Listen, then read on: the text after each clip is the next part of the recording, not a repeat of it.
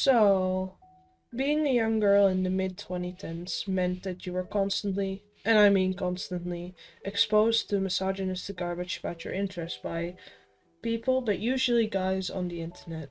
So, when I was a young little girl, somewhere in early 2015, I was watching some YouTube videos, as I usually did, by one way or another, this video landed on my recommended page.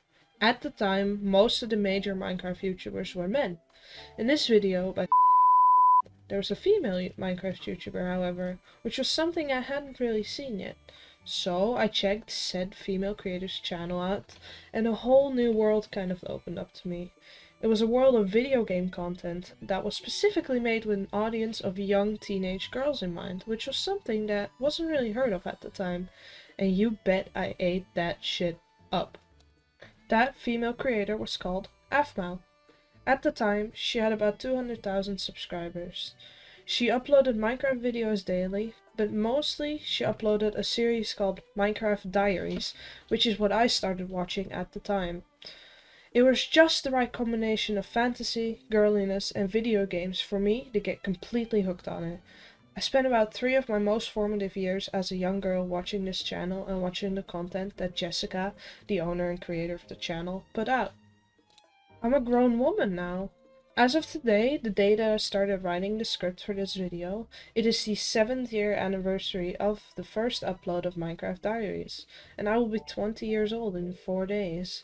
I started watching this series when I was 13 years old, a freshman in high school, and soon I'll be starting college.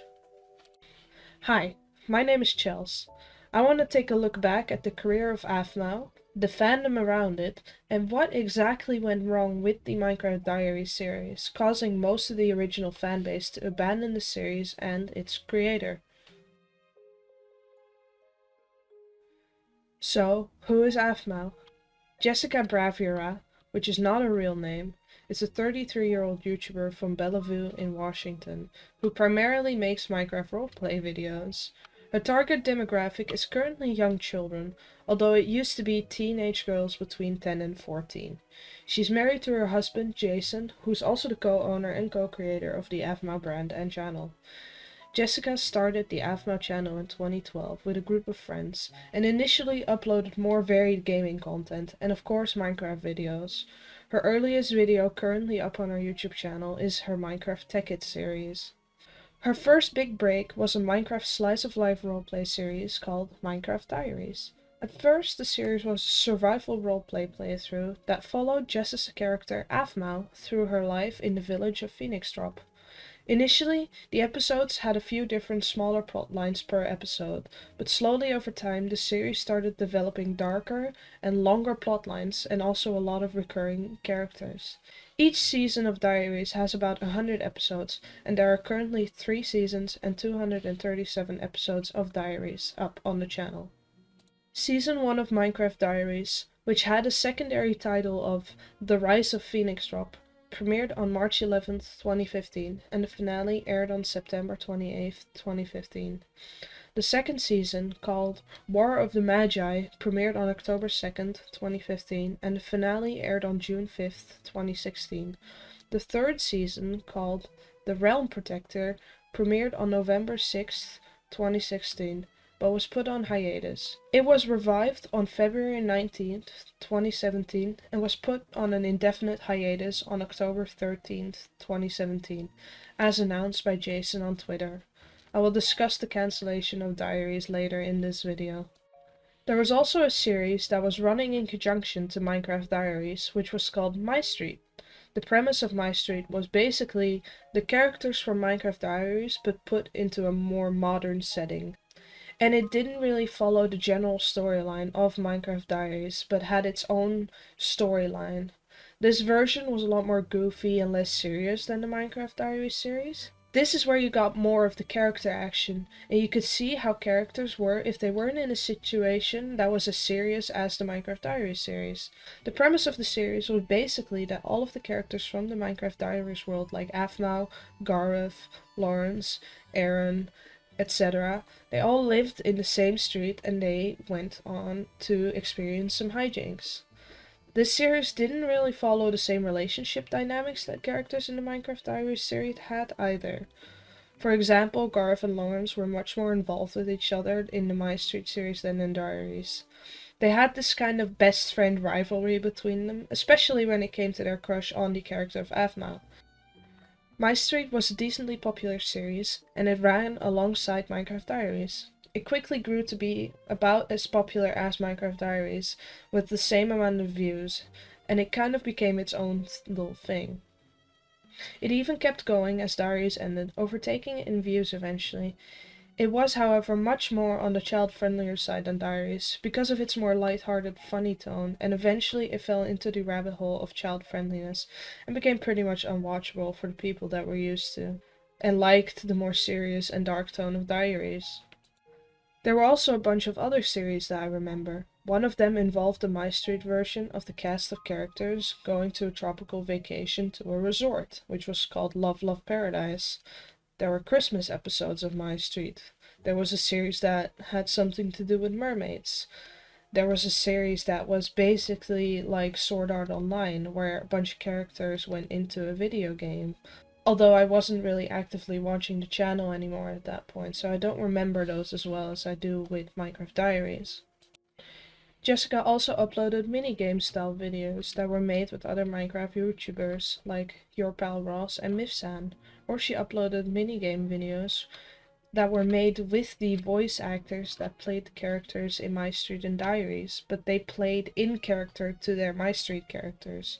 She played minigames like the Hypixel Minecraft minigame called Pixel Painters, or she played minigames like Never Have I Ever. She also played hide and seek on custom maps that were specifically made about Jessica's series or games that she liked, like the mobile game Neko Atsume. All of these minigame videos got a decent amount of views, and it was a pretty long-running series on her channel, if you could even call it that. These kinds of minigames ran until about the year of 2020, when Aphmau fully made the switch to more children-focused content. Alright, so this segment is going to be purely from my own memory, so bear with me here. So the story of Minecraft Diaries is that the character of Aphmau, which I'm just gonna call Aphmau from now on, spawns into a new world, where she stumbles across a village which is called Phoenix Drop. One of the guards of the village is named Gareth. Gareth is revealed to be like this really cute himbo blonde guy, and he's really sweet. You also have Laurance. Kind of forgot what he was, but I think he might have been guard as well, or he at least got upgraded to a guard later on. And he has this like dirty blonde hair, and he's kind of the Jacob to Gar's Edward, a bit of a frat boy personality. It becomes kind of this love triangle thing between the three, where they're both crushing on Aphmau, and it's kind of not entirely clear who she likes. There's also this antagonist who is called Zane, and he's Garv's younger brother, even though they don't really look alike. And there is some kind of important relic that Zane wants that could like destroy the world or take the world over or something. Garv and Laurance are like both madly in love with Aphmau, and the relic that Laurance has on his person projects an image of Laurance and Aphmau kissing, even though that's not actually what happened, because it's supposed to project your greatest fear, and that's what Garv fears. Garv stormed off because, you know, he's pissed and he's jealous, and he turns to this dark form kind of thing, which some of the important characters like Laurance and Garv and Zane have. Because they're chasing after Zane and Garv, they have to travel to something called the Irene dimension. Irene is basically the god of the Aphmau cinematic universe, and it is later stated that the character of Aphmau herself is basically a reincarnation of the goddess Irene. So in the Irene dimension, the characters of Garth and Zane start fighting, because, you know, Zane's a bad guy, and Garth goes like, "I'll hold him off, you guys get out of here," as he stays behind to fight Zane in the Irene dimension. And they get out of the Irene dimension again, and that's basically the end of Season 1. In Season 2, what happens is that time passes a lot more quickly in the real world than in the Irene dimension. So basically, 1 minute in the Irene dimension is 1 year in the real world. So when they come back, even though they've only been there for 15 minutes, 15 years have passed in the real world. Other side characters are like old and decrepit now, and Aphmau's adopted son, Levin, is an adult, and he's like this pseudo guard leader guy of the Phoenix Drop village now. There's also this subplot where Aphmau has a dream where she sees Garth in a dimension with one large tree, and he's under the tree and they kiss, and it was like one of my favorite moments of the series, and that's why I remember it so well. This moment specifically was kind of what started the shipping war that was prevalent during the entire runtime of the Minecraft Diaries series. At some point in season 2, this mysterious strange man is introduced, and he has a hood over his face, so you can't really see him. And it is later revealed that his name is Aaron, and he's kinda like Jacob in Twilight, because he never wears a shirt. Because of reasons I will explain later, Jess started developing a major preference for Aaron as a character and as a love interest for Aphmau, and eventually the shipping dynamic shifted from Garth and Laurance with Aphmau to Aaron and Aphmau. Like the love triangle subplot between Garth and Laurance was just kind of dropped in the span of a few episodes because of this new character. Anyway, at some point Aphmau finds this abandoned child and they name her after Aaron's dead wife, which was strange to 15-year-old me. Aphmau kind of becomes her adoptive mother. Also, around this episode, Aphmau and Aaron just kind of fuck. Like, they canonically just get it on somewhere in this episode, off screen. Something happened and Aaron's like, okay, I'm gonna sacrifice myself to stop Zane, or something, because there's something happening in the entire village and Zane wants to use the relic to take over the village or something. Aphmau's sleeping, so Aaron kisses her goodbye and just kind of blows himself up together with Zane, leaving a massive crater. So yeah, Aaron is dead, Aphmau's grieving his death because, you know, he was her boyfriend. All of a sudden she faints. She goes to this elf lady, Zoe, and it is revealed that Aphmau is pregnant with Aaron's baby. They did the nasty somewhere earlier in the series. Laurance overhears this and is upset because, you know, he's been cucked, and he storms off, and that's basically where I stopped watching. I was really salty about the Aaron x Aphmau ship. This episode was where I actively stopped watching. Episode 97 of season 2. I didn't stop watching the entire channel. I was just kinda done with Minecraft Diaries at that point, and a lot of people I knew in the fandom shared the same viewpoint as me. This was kinda like the point of no return for the series, almost. So yeah, from most of what I have seen, this is basically where most of the storyline in the series stopped developing. The rest of the season 2 and most of season 3 is just the character of Aphmau learning to deal with her grief and developing her power as the uber goddess Irene. So, what was the appeal? I think that the appeal for the series, for me and a lot of people, was kind of the combined elements of girliness, fantasy, and video games. As stated in the intro, this kind of content wasn't really prevalent on YouTube at the time. There was a lot of content like this specifically aimed at young boys, but in my experience, I hadn't really seen much of these kind of long-standing series that were specifically aimed at young teenage girls, and I think that was the appeal to a lot of fans at the time. Now, of course, I'm not saying that this series is for girls and that all the fans of the series were girls. I've seen a lot of male fans, and I've seen a lot of long-lasting male fans, but I do think the target audience was more on the girly side. The character of Aphmau is this kind of blank slate for young girls to project themselves onto. You know, the clumsy, kind of shy and aloof, boy-crazy person that a lot of kids my age at the time related to, especially women and girls. The idea of being able to project myself onto this character who had so many boys that are in love with her, and that many people who adored her and wanted to be her friend was something that I took great enjoyment out of. It was basically a fantasy where I could be the person that I desperately wanted to be, which was someone who was loved and appreciated by the people around her, and that was adored by the gender that they were attracted to. That was something I struggled with as a young, insecure teenage girl, and I think that the appeal to a lot of young female fans was exactly that at the time. I cannot speak for the male fans, I'm just going off my own experience, and the experiences of my friends in the fandom, who were all female at the time.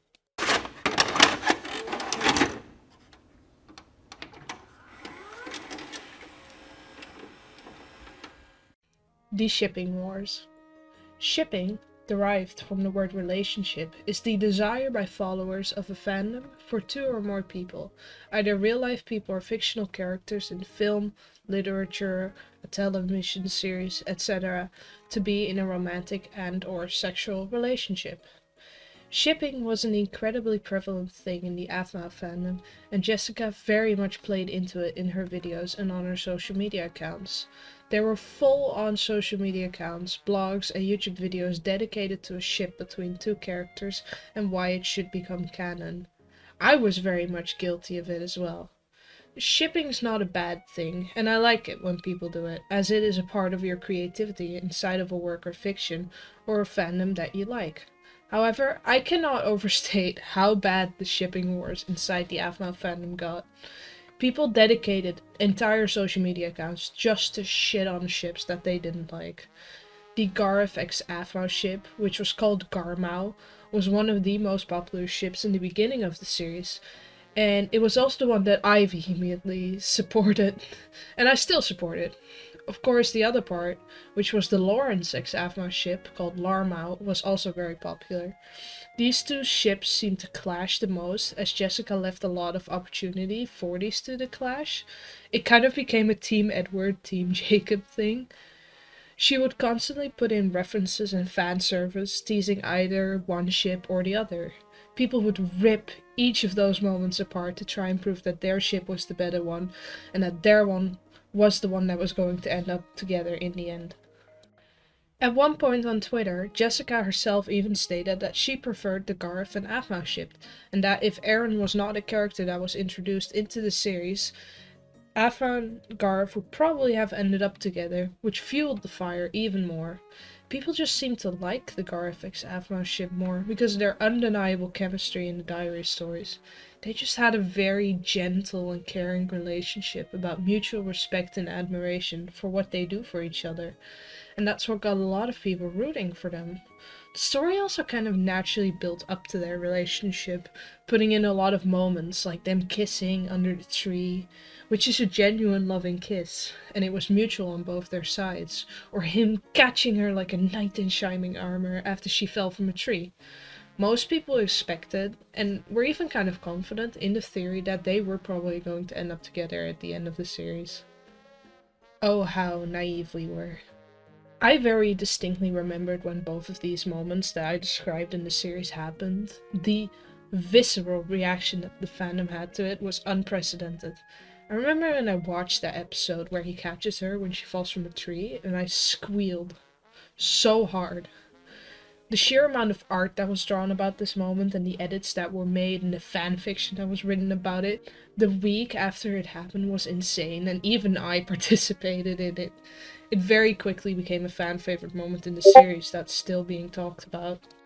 There was also a semi-popular kind of joke ship about shipping Laurance and Gareth together, which kind of gained traction in the fandom. Jessica noticed that ship as well and put in quite a lot of few joke references to hashtag Garance in Mystreat. There were of course other ships, mostly involving the character of Aphmau herself, like shipping her with Zane, or with Dante, who's a side character, or Travis, who's also another side character, but the main three ones were the ones with Gareth, Laurance, and eventually Aaron. Aaron and Aphmau, or Armau as it was called, took over eventually. Aaron Lycan is a character introduced somewhere either in the middle or more towards the end of Diaries Season 1. He was introduced as a mysterious side character who was wearing black pants, no shirt, and a hoodie covering his face and eyes, making him unrecognizable to the viewer. He was originally named The Stranger, or The Mysterious Stranger. His name was later revealed to be Aaron, and he had a whole backstory where he had a wife and a child, but because of Zane's doing, the wife and child, and I think the whole village actually ended up dying, making him lose his family and the entire village of which he was lord. He somehow found his way to Phoenix, dropping into Aphmau and the other characters' lives, and he even went with them when they went to the Irene dimension at the end of Season 1. He did end up coming back with them, so he was one of the characters that was still young after the time skip.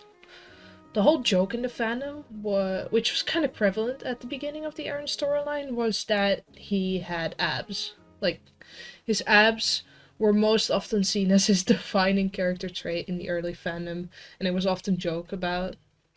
It's still really funny to me. People kind of compared him to Jacob from Twilight, which is still my favorite joke about Aaron, and I think about it pretty lot, and it sums up his early character pretty well.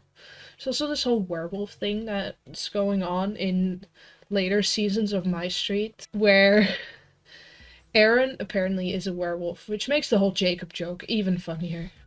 Aaron and Aphmau were originally kind of shipped as a joke, but people started latching onto this ship, and Jessica herself also admitted that she kind of liked it. See, the thing with Diaries was in early days, Jessica mostly voice acted the characters herself, just changing the pitch of her voice like somebody reading a storybook to you. As the series progressed and more people started watching it, she would get voice actors to act out some of the cutscenes in the episode, and eventually at some point, entire episodes were not just gameplay anymore, but they became whole machinima-like episodes, more resembling a traditionally animated series. According to Jessica on her Tumblr blog, she was struggling to find a perfect voice actor for Aaron, and then suddenly, as they were in a rush to get the episode out, her husband Jason said that he would voice the character. Most people believe that this is what kind of caused Jessica to develop an attachment to the character of Aaron, and she even admitted this herself. She could now project her own husband onto the character, and she did just that. According to Jessica on Twitter, the way that she would write Aphmau and Aaron's interactions were very much based on her real-life dynamic with her husband Jason. Eventually, she would start thinking about making a romantic connection between the two characters, as she wanted to incorporate her real-life love story with Jason into the story of Aphmau and Aaron as well. And she did just that. There were kind of a few hints about the characters of Aphmau and Aaron becoming romantically connected, but it was more of a will they, won't they kind of thing, before it became quote-unquote canon. But Jess started adding small references in throughout the story. A teasing exchange of words or a shared blush between the two was just enough to get people to start speculating. Eventually, the whole bombshell of the pregnancy during season 2 episode, She's Pregnant, was dropped, and the fandom went absolutely insane. I cannot properly describe the mental reaction that the fandom on social media had about this episode, and I think it was one of the most criticized episodes in the entire series to date. People started asking Jessica why she did this, and she felt forced to put out a statement on Twitter explaining her reasons for basically making the Aphmau ship canon. Hey guys, so a few things have been brought to my attention recently about shipping in the fandom. As you all know, shipping has been huge in the fandom. It's been around for a long time. However, as of recent, it has become more hostile than I have ever imagined. This is due to the fact that Aphmau is canon. You all know I'm a shipper myself. I was born in shipping and I'll die in shipping. In a fun way, of course. I enjoy shipping for fun. However, I'm also someone who's respectful of canon ships. With that being said, let's talk about Aphmau. It is pretty obvious that Aphmau is my OTP. Aaron is the personification of my husband, Jason. Aphmau is the personification of myself, Jess.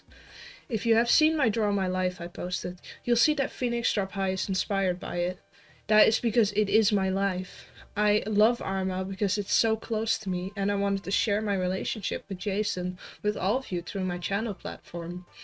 The reason I feel the need to say this because people are attacking Aphmau, calling it hollow and forced, when it is in fact a real relationship. It's the way our OCs, Aaron and Aphmau, would interact with each other in this universe in this fun, loving, competitive and teasing way, the way we are IRL. It may not be obvious, but there are real people behind these stories. It's our form of content to express ourselves. We have been supportive of all the ships for the past 2 years because I know what it's like to have an OTP. Mifrod. But also understanding shipping is for fun. And while I tease about it, I could never ask someone to do something they were uncomfortable with. As of this cast of characters, Aphmau is the OTP canon ship for Aphmau. Yes, the person who voices Aaron is Jason, my husband. He is amazing, and is the whole reason the channel exists today. He's really shy, and this is the way I share him with y'all. He's not used to being on camera often, but hopefully that will change. I ask you all to welcome him into your arms as you have done for me. Thank you all so much for your time, support, and understanding.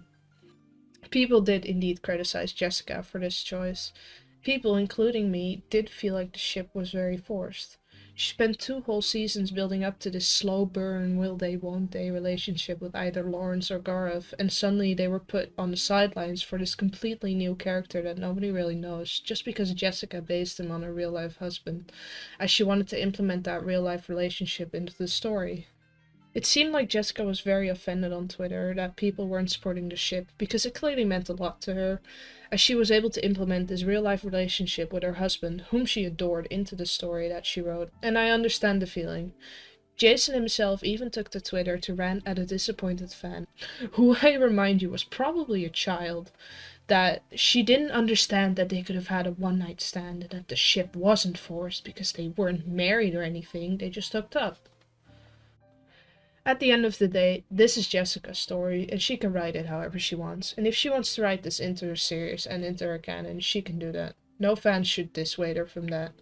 However, I also agree with the fans of the series that at the time the ship did feel very forced. I mean, it just kind of came out of nowhere. I think it was very disappointing for people like me and many of the other fans of other ships. It kind of felt like a Cinderella story thing. You have this pre-established world with these pre-established characters and these pre-established ships, and all of a sudden, this new character trounces in, sweeps the main character off their feet, and they go off and have a child together. It was very sudden. People were kind of disappointed with the fact that the whole Aphmau and Aaron story basically just shoved the entire slow burn plots with the other love interests aside. About the funniest thing that came out of the whole Aphmau thing was the fact that a lot of the Garmau and Larmau shippers, who used to be mortal enemies, they en- they ended up burying the hatchet and had a new enemy to focus their ire on, which is the funniest thing. And it's made me laugh so much back in the day, and it still makes me giggle now while I'm recording this. But yeah, from the moment that the pregnancy plot was revealed in Diaries, the Aaron and Aphmau ship started being implemented into Mystreat as well, making it even more of a rock-solid ship that was there to stay. It was basically a point that a lot of the fans, including me, just stopped watching the series that Jess put out. A lot of the fans that have been watching the Diaries series for a long time kind of felt betrayed. People put their trust into Jess to develop a good story with the characters that she had already established, and people loved the shipping dynamics that were already there, and then suddenly this Deus Ex Machina storyline was just introduced, and the whole plot about Garth and Laurance was shoved aside to make way for this new, shiny ship that Jessica clearly favored herself. A lot of people just lost trust in Jess and her writing after this, including myself.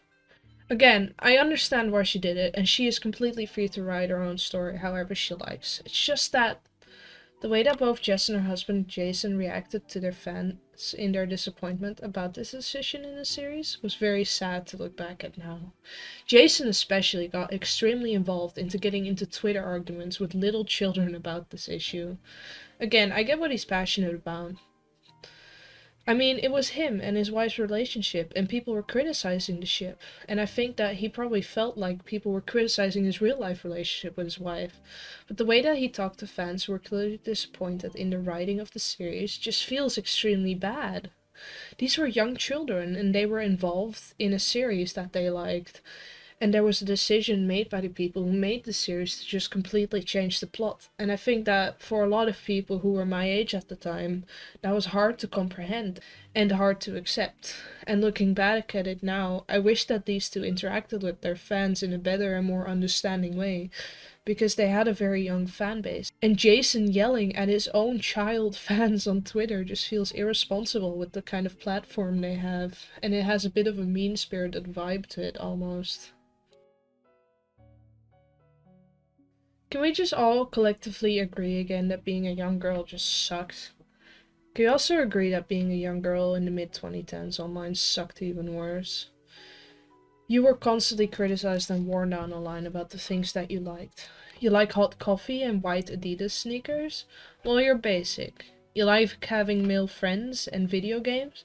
Well, you're a try-hard pick-me girl. Try better next time. You like One Direction and boy bands? Well, you're this weird boy-obsessed fangirl. Ew. Women and young girls are constantly put down for the things that we are interested in and the media we consume. So it was very refreshing for me when I was a young girl that I had something that was so unapologetically female almost. I often felt like I didn't fit in with the other girls in my class because I wasn't a girly girl like most of them. I like video games and I spent a lot of my time online and on YouTube, and I didn't really see that around me. I didn't see that represented in the things that were on TV. I found this thing on YouTube, which was a series which was made with video games and that was about video games, but still had the essence of teen girliness to it. And it was extremely unapologetic about it, which I loved, and I still love. It was kind of encouraged almost to have fictional crushes on the extremely cute, sweet, nice, handsome pixel boys that were in the series, and I kind of reveled in it at the time because I hadn't found something that really clicked with my interest, but was still aimed at girls like me. I mean, it even had the stereotypical love interest archetypes. Gareth was this sweet, charismatic, kind of cute, shy little puppy dog boy that would do anything for you. Laurance was this kind of sporty jock who was funny and fun to be around and loyal. And Aaron was this mysterious, hot, buff, dark character that's very popular right now on a lot of Wattpad fanfiction with the hot bad boy characters like the Harry Styles insert in After.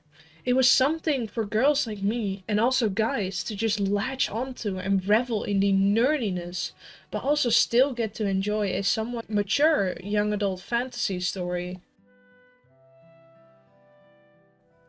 So, in Quentin Reviews a series where he reviews iCarly and Victorious, he has a section where he counts the crimes that the characters in the series commit and get away with. So I decided I wanted to do my own section, which I'm going to call MyCrimes.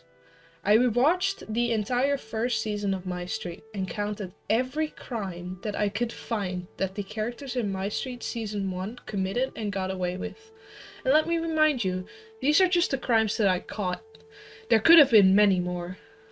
This is just a fun little section I did as a joke. I'll put a timestamp in the description so you can skip this part. I know I'm going too deep into this, and I'm overanalyzing the federal crimes that pixel characters in a kids series commit, but I need to have fun as well with this video, damn it.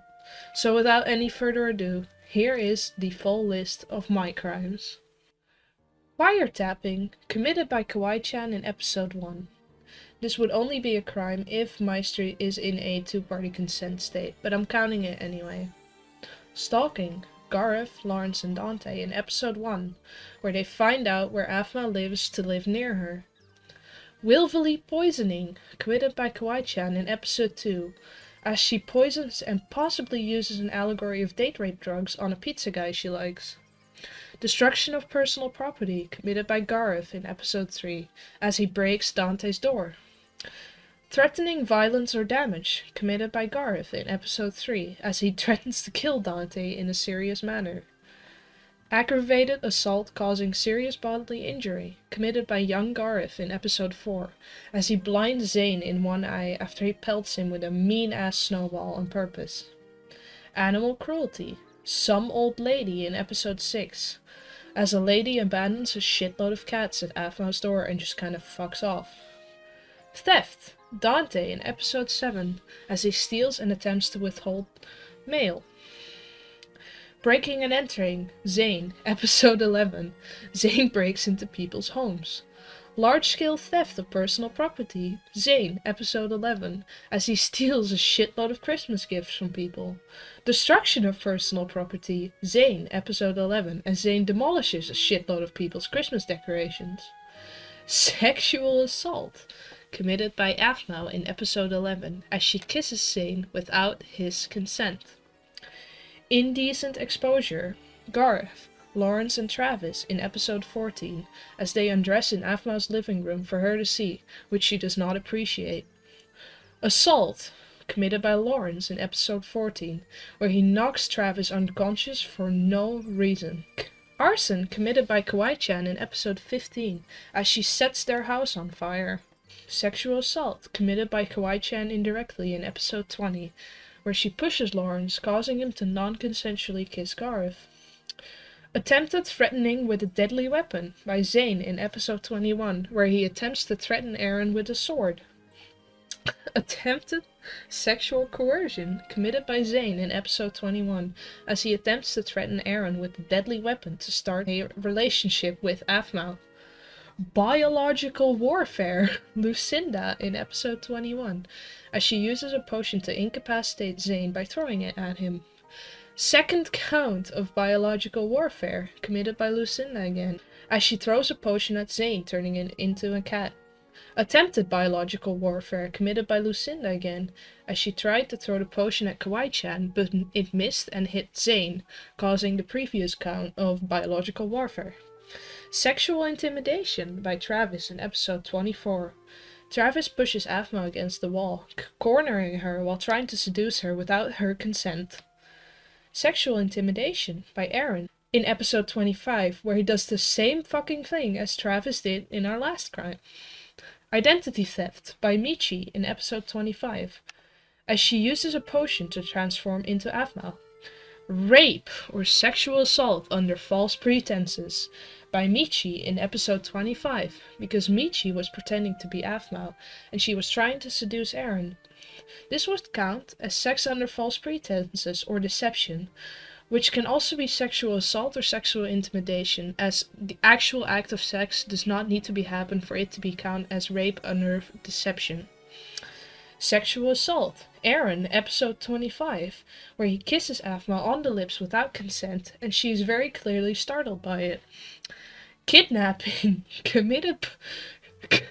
Committed by Lucinda in episode 26, as she uses magic to teleport Travis into another location where he is nearly fully exposed. Bombing by Travis in episode 31. He blows up a fucking building. Assault. Travis in episode 31.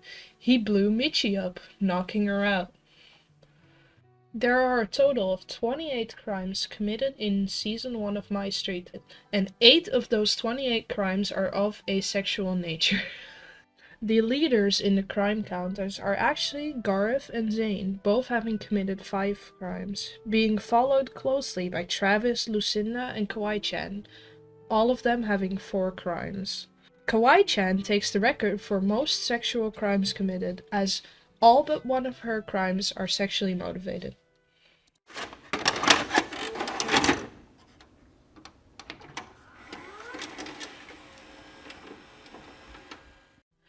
Now, like any YouTube series that was made in the mid-2010s, Diaries and Mystreat and most of Aphmau's videos were not without their faults.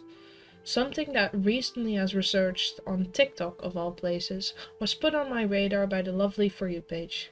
It was something I hadn't really thought about back in the day, but it is something that I kinda did realize once I started looking more into this channel and its creator, and that is the blatant fetishization of gay men and men who like men, mostly in series that were either Mystreat or a spin-off of Mystreat, like the one where they go on a tropical vacation, Love Love Paradise. Now, the thing was that Aphmau was never really shy about homosexuality and LGBT themes in her videos, which was something I did appreciate at the time as a closeted lesbian, but it often got to the point where it became kind of creepy towards gay men.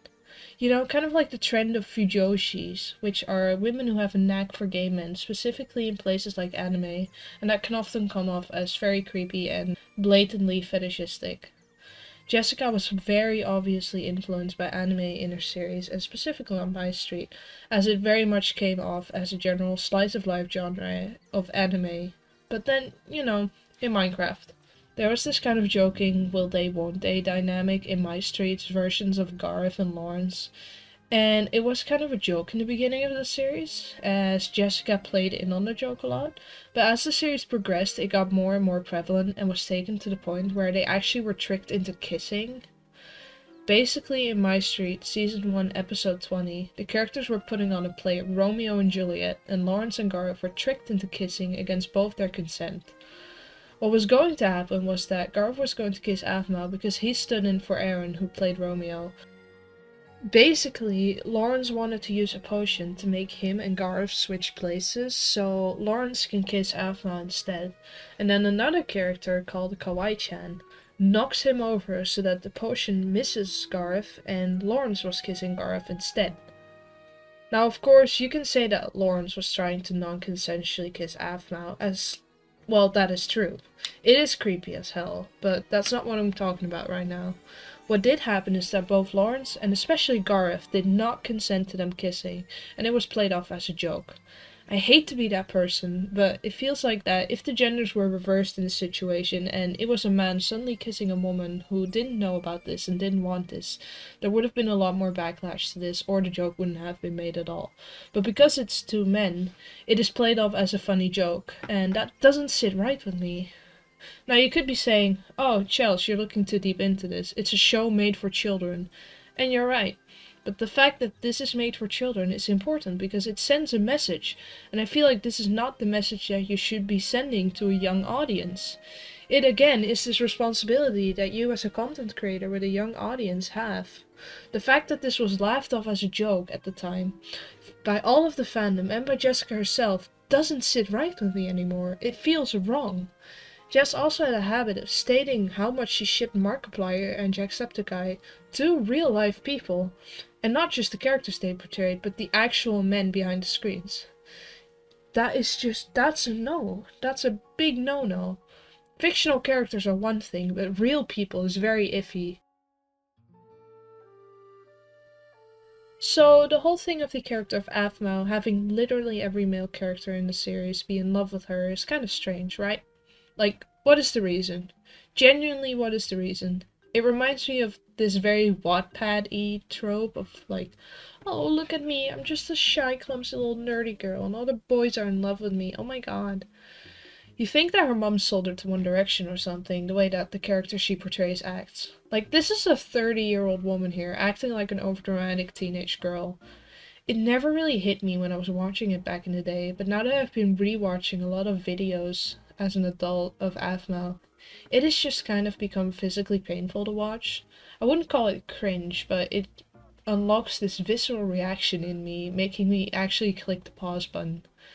It's like Nyan Nyan Neko Sugar Girls, but she's like genuinely doing it.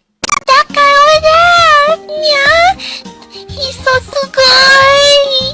Desu! Well, I just happened to be walking by, and I saw you two lovely ladies walking. How you doing?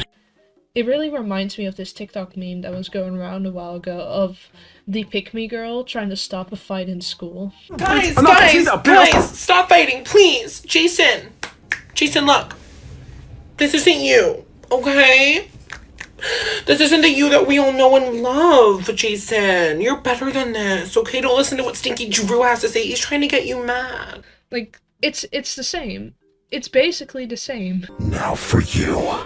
I never intended to marry her! Please, I have someone to fight for! Laurance, stop! He's not a bad person!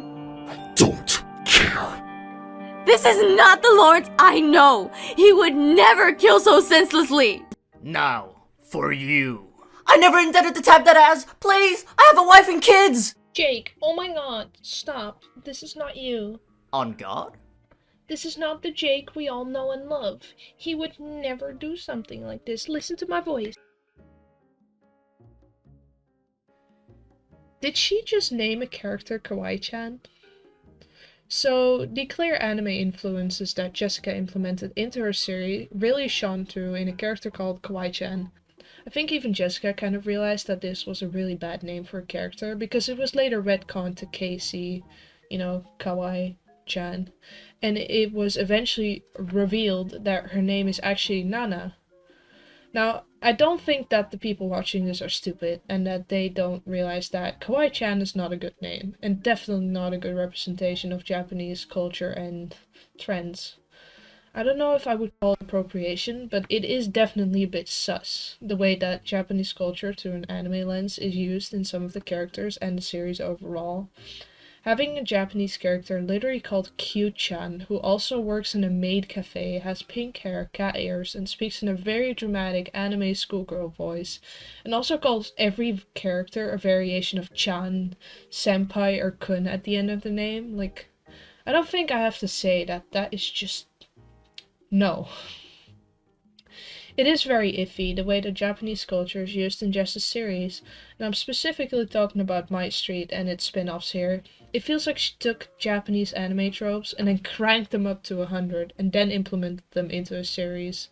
The way her character Aphmau talks sometimes is very reminiscent of a caricature of an anime girl, with all the little noises and just the general speaking mannerisms that the character has. But not like an actual anime girl, but it sounds more like something you would hear in a Westerner's interpretation of anime. It sounds like an English anime dub almost. And I mean this in a bad way. There's no nice way to say this. The horrible misuse of bad anime tropes and storytelling, and the downright misappropriation of Japanese culture to the character of Kawaii Chan was just bad. No other words for it.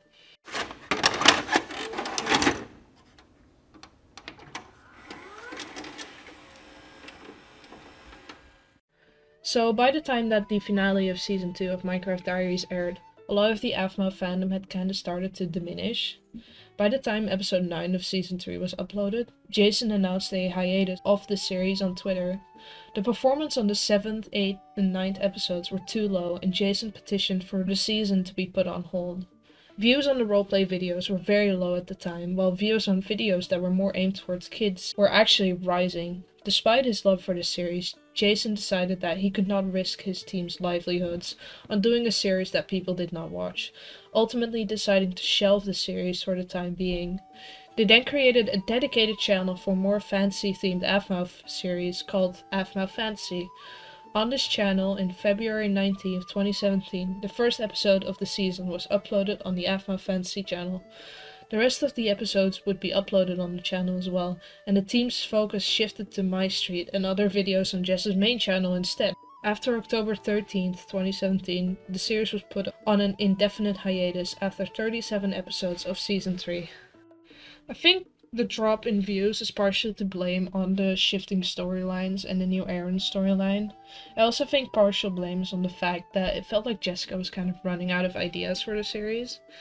Many fans were just very unhappy with the complete switch in the direction of the series, with the introduction of the new story, and the end of season 2 was where most of the fans, including me and a lot of my friends who also watched the series at the time, were just not interested anymore. Whether we'd outgrown it or it just wasn't what we wanted anymore, it just wasn't watchable for us, and I think I share that sentiment with a lot of the OG fans. A lot of characters also fell victim to a trope called flannerization. Flannerization is a trope where a character's most notable features are greatly exaggerated to the point that it becomes their entire character over the runtime of a show or series. I think out of all the characters, Gareth became the worst victim of this. In Diaries, he was a very sweet, shy, and soft-spoken character, and he did keep some of those traits in Mystreat, but he was noticeably more goofy and funny, and that's fine on his own, because the characters were put into an entirely different setting and timeline than they were in Diaries. However, over the run of the series, he kind of became the comic relief character, often being portrayed as unintelligent or oafish. His voice also noticeably changed. I can't be there to protect you for myself anymore, which pains me more than you know. Mommy's here! I'll get the door! Mommy! Oh, Mommy, I'm so glad to see you! I think that this was done in part to build Aaron up as a character and as a love interest for Aphmau. Like, they had to break down Gareth as a character and make him less charming and have less of an appeal so that people would start liking Aaron more. And Aaron and Aphmau were the new main ship, so Jess and Jason obviously wanted you to like them. But hey, that's just a theory. A game theory. Thanks for watching.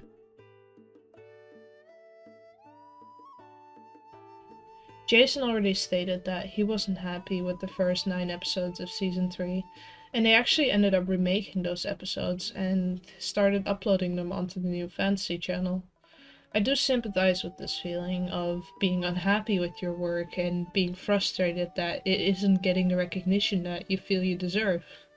I do genuinely appreciate the incredible hard work that Jess as a writer put into the series, and that the whole team of artists and voice actors and modelers that she had with her, that they put so much work into this project. And I get the frustration, and I also get that that is what led to the eventual shelving of the series, but it is still kind of sad.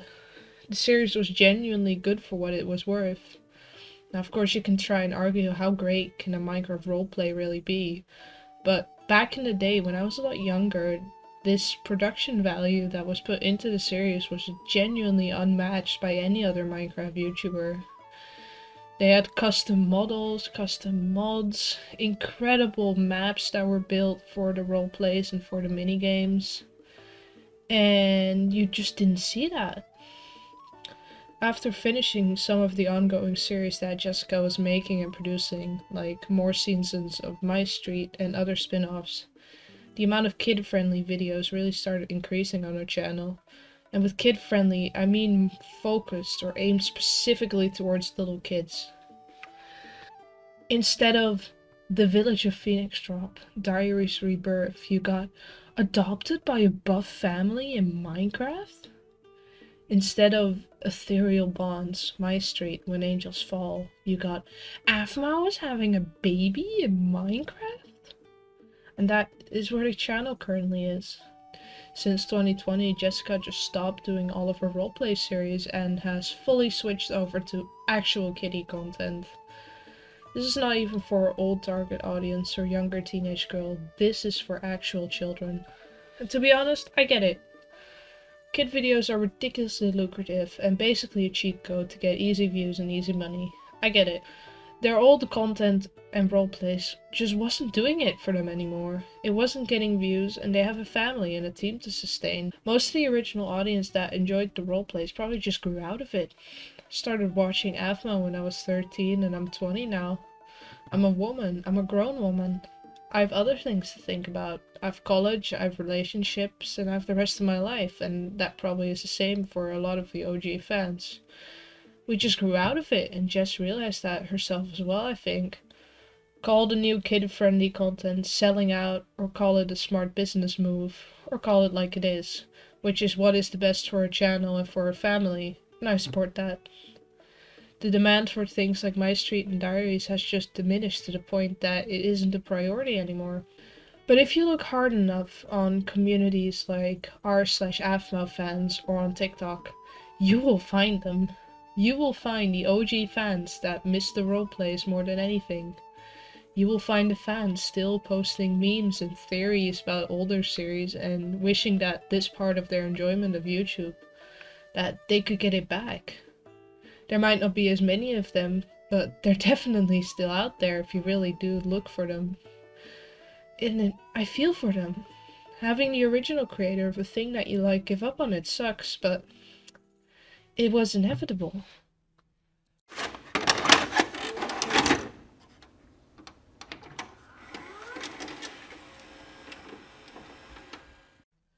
So when I was 13, in 2015, I started watching Aphmau and her videos, and I started watching somewhere around episode 20 of season 1 of Diaries. I remember wanting to connect with other fans, so I took to Instagram, and I saw that there was this whole community for this YouTube series, and I was kind of starstruck. I was like, wow, there's others like me out there. So I started posting some of my horrible fan drawings that I will put on the screen of the series because I wanted a creative outlet for it. And one day I noticed an art contest hosted by an Aphmau fan account on Instagram, and I entered it immediately because I was really excited and I wanted to show off my terrible art. While the waiting period for the results was going on, I suddenly got a message from a girl whose username was Garmau for life, and all she messaged me was Garmau for life, and from that we somehow struck up a very special friendship. I was this young teenage girl that was bullied my entire life, and then suddenly I had a friend that shared an interest in me, and I was very much starstruck by it. Her name was Catarina, although it would be shortened to Cav. She was this very sweet Portuguese girl that would just constantly talk to me about diaries and Aphmau, and I was amazed by it. We would Skype almost every night and play Minecraft on my dad's shitty laptop in the living room, and I just had the greatest time with her. Eventually, we also got Minecraft on our phones, and we noticed an Aphmau fan account that posted the IP address to a server she had for Minecraft Pocket Edition. It was a very tiny little server that was dedicated to building your own house and role-playing as the characters, or as your own character if you wanted to. And I remember Kath and I had so much fun on there, and we met so many sweet and amazing people. Eventually, the owner of the server and some of the other active members started a group chat, and that's where I made some of the greatest friends that I made during my teenage years. There was this adorable British girl that was called Geo, and she had she had a massive crush on Aaron, so I would often grab my second account of Minecraft and I would roleplay so that she could get her fangirl moments. And there was this other British girl, Zoe, and she and I would always laugh about funny moments with her family and inside the diary series, and we made copious amounts of memes. And there was this girl called Lorena who was the owner of the server, and she was just the sweetest little German girl, and she was so shy, but she was just very dedicated, and she had like a million, no, not a million, but she had like 10,000 followers on Instagram, which we were all kind of amazed by. And there was Jasmine, who was a friend of Zoe who got introduced later, but she and I got along very well because we would write copious amounts of fan fiction. And of course there was Kath, who was my OG friend, and would always be kind of a joke that she and I would be shipped together.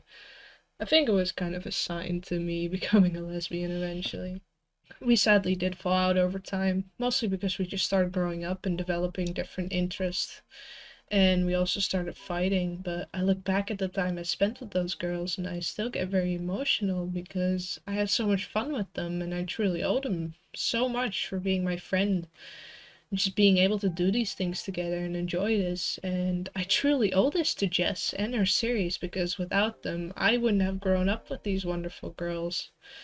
We met each other through our shared interest in diaries and shipping and fan fiction, and I'm truly beyond grateful for that. The diary series is such an intricate part of my growing up as a young girl at the time, and I'm grateful for the piece of media that is Jess's channel and the joy it gave me and so many other people when they were young. I eventually met most of those girls that I was friends with in real life. I met Gio and Kath in 2015, and in 2018 I met Zoe. Eventually in 2020 I met Lorena in real life, and it finally felt like I kind of got closure on my childhood and that chapter of my life really. We're all adults now, but we were children when we met, and we bonded over our shared interest of this amazingly flawed series, and I truly couldn't be thankful enough. We don't speak much anymore, but Gio and I still congratulate each other when it's our birthday, because her and my birthdays are very close together. And every year I'm reminded that this all started because of a silly little art contest about a YouTube series I was into. I got third in the contest, by the way.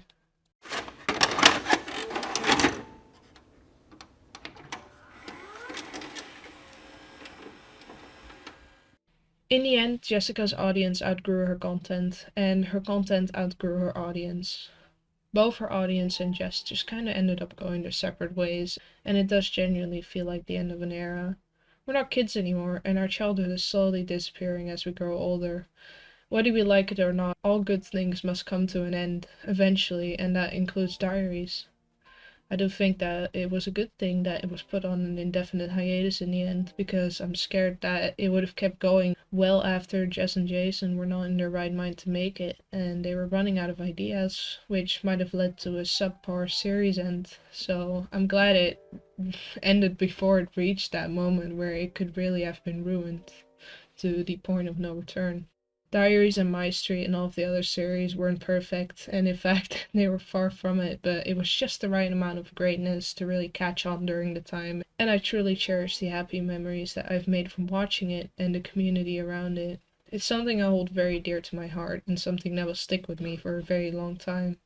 Probably wouldn't be the woman that I am now if I didn't make those friends and those memories when I was an insecure teenage girl. Though I doubt that Jessica will ever see this video, I do want to thank you just in case. Thank you for making such a wonderfully whimsical series that kids like me could really enjoy and project themselves into when they needed it. And thank you for spending so much effort on such a project. I think I can speak for the entire old fan base that we really do appreciate the effort that you and your team put into the series, and I'm sad that it ended, but I understand. Everything comes to an end, and I'm just glad I got to experience it when it was at its peak.